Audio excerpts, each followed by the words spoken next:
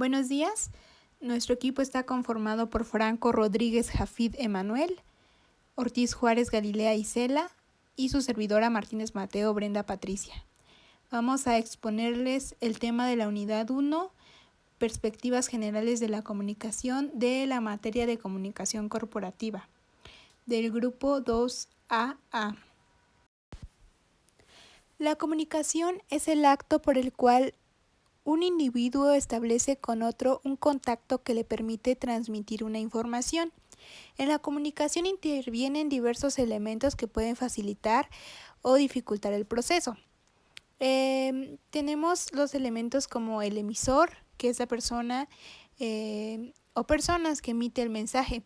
El receptor, que es la persona que recibe el mensaje. El canal, ese es el medio por el cual se envía el mensaje. De ahí tenemos el mensaje, que es el contenido de la información que se envía. Y tenemos el código, que son signos y reglas empleadas para enviar el mensaje. Y tenemos el contexto, que es la situación en que se produce la comunicación. Los niveles de comunicación comprenden diferentes esquemas y tipos de respuesta, dependiendo del número de participantes en el proceso comunicativo. Tenemos el nivel intrapersonal, que es cuando tenemos comunicación con nosotros mismos y no trasciende a otro individuo. De ahí tenemos el interpersonal, que es cuando dos o más individuos intercambian mensajes. De ahí tenemos el grupal, que es cuando dos o más personas que creen que pueden lograr algo por medio de una acción conjunta intercambian ideas. De ahí tenemos el organizacional, es una estructura en la que los objetivos comunes mantienen cohesionada en su totalidad, De ahí tenemos el nivel masivo, que es un medio que diseña y transmite contenidos a un público intermediado e impreciso, porque es muy grande y por sus diversas características. Tenemos dos tipos de comunicación, la verbal y la no verbal. La verbal se refiere a las palabras que utilizamos y a las inflexiones de nuestra voz, es decir, el tono de nuestra voz. La comunicación verbal se divide en oral y escrita. A través de la oral están presentes los signos y las palabras habladas. En el escrito es por medio de la representación gráfica de signos. En la comunicación no verbal se emplea junto con la comunicación verbal y muchas veces actúa como reguladora del proceso de comunicación. Varían según las culturas y cumple funciones, más funciones que las verbales, pues lo acompaña, lo complementa, lo modifica y en ocasiones hasta lo sustituye. La comunicación no verbal se divide en dos. Tenemos el lenguaje corporal, que son los gestos, movimientos, tonos de voz, nuestra ropa, incluso el olor que tenemos. Tenemos también el lenguaje icónico, que son los códigos universales, como la clave Morse, el braille, las sirenas, el lenguaje de los sordomudos. Tenemos también los códigos semiuniversales, por ejemplo, el beso en la mejilla, signos de luto o duelo. Tenemos también los códigos particulares o secretos, por ejemplo, las señales de los árbitros deportivos. Otro elemento importante de la comunicación son las barreras de comunicación, en los cuales son obstáculos o dificultades que pueden presentarse durante el periodo de la comunicación. Existen 5 tipos: las físicas, por ejemplo, vidrios, paredes, cortinas; las semánticas, por ejemplo, palabras, gestos, signos de comunicación no verbal. De ahí tenemos las fisiológicas, por ejemplo, la sordera, la mudez, la ronquera o conjuntivitis. De ahí tenemos las psicológicas, que son condiciones mentales o emocionales, por ejemplo, estado de catatonia. De ahí tenemos las administrativas, que un ejemplo podrían ser las fallas tecnológicas. La comunicación no verbal no es un sistema aislado, sino que es parte del sistema verbal y sirve para apoyar este sistema en varias formas según la intención o el objetivo de la fuente, o a pesar de su intención. Ekman ha señalado 6 funciones de la comunicación no verbal, que son las siguientes. Repetir. La fuente simplemente repite lo que se ha dicho. Por ejemplo, cuando se explica a una persona que la mejor manera de tomar una raqueta de tenis es imaginar que está saludando con la mano a alguien. demuestra su observación en el gesto. Sustituir. Cuando el orador levanta las manos para pedir silencio, este acto no verbal sustituye la petición verbal. Contradecir. Una persona dice esto es vital de importancia, debemos estar muy interesados en ellos, pero su postura y expresión facial u otras señales no verbales comunican que no tienen interés en el asunto. Complementar. Es opuesto a contradecir, ya que está amplificadamente el mensaje. Acentuar. Los actos no verbales sirven como puntos de exclamación. Se pueden acentuar partes del mensaje verbal y regular o controlar. En las situaciones interpersonales, los actos no verbales pueden regular el flujo de la conversación.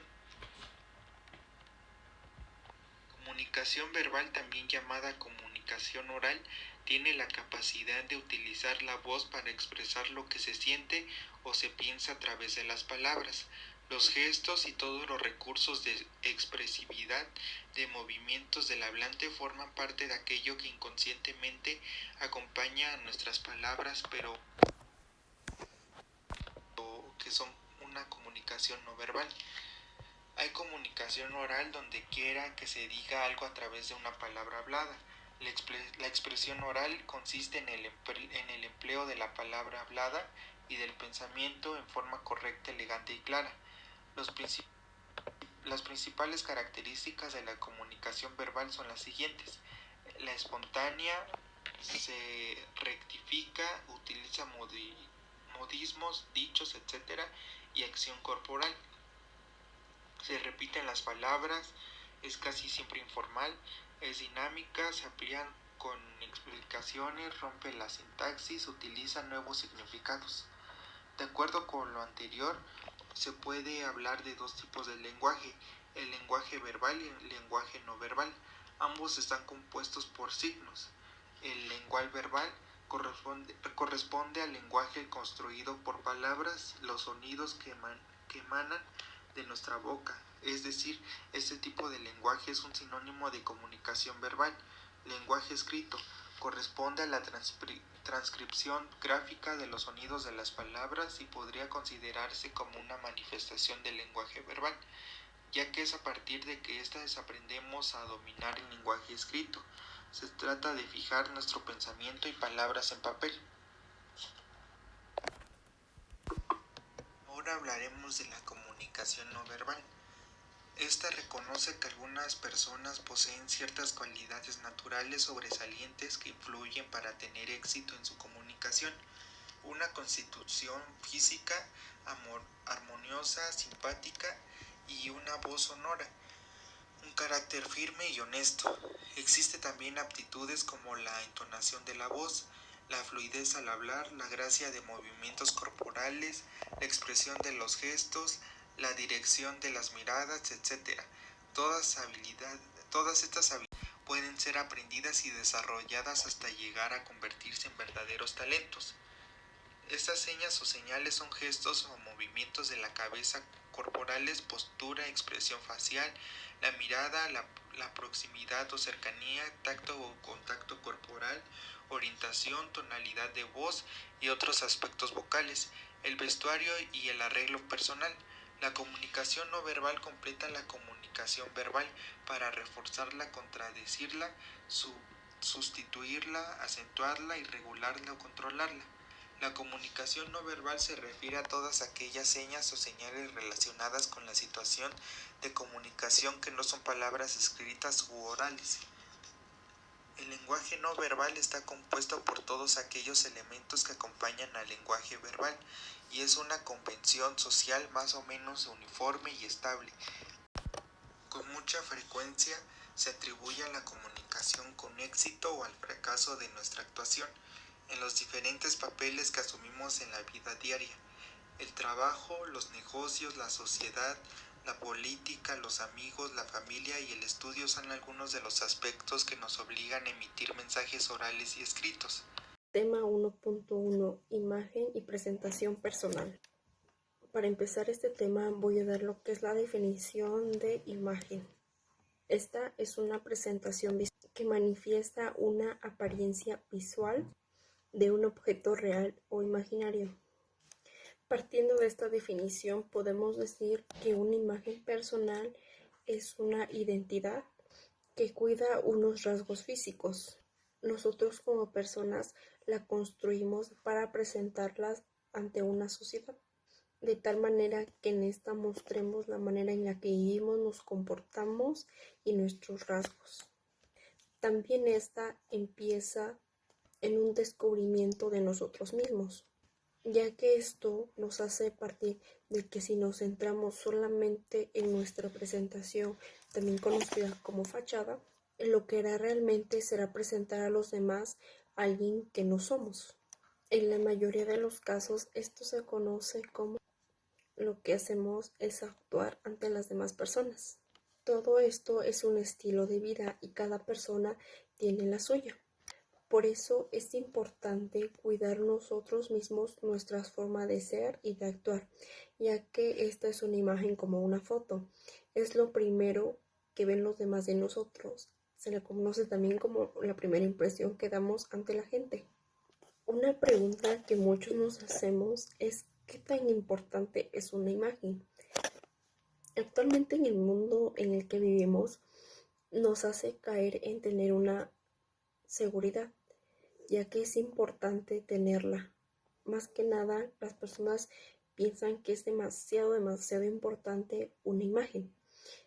Y en algún sentido sí, ya que esto nos ayuda a proyectar una seguridad para no caer cuando unas personas lleguen a insultar tanto la forma de vestir como la forma de peinar, color de piel, color de cabello, la forma de nuestro cuerpo.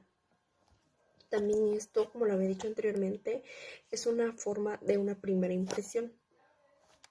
En muchas ocasiones tenemos la idea que es nuestra tarjeta de visita. Esto quiere decir que refleja en la forma que queremos relacionarnos con el mundo y con los demás. Aunque en ciertas ocasiones la imagen no es todo de la primera impresión, también el trato que les damos a las personas. Aparte de nuestra imagen personal, existe la imagen profesional. Nosotros la aplicamos de una manera individual. Esto con el objetivo de demostrar a los demás lo que somos y lo que seremos capaces de lograr en algún momento de nuestra vida, en el ámbito profesional. También esto nos ayudará a tener opiniones muy favorables. En nuestra imagen profesional es una percepción que se tiene de nosotros como persona.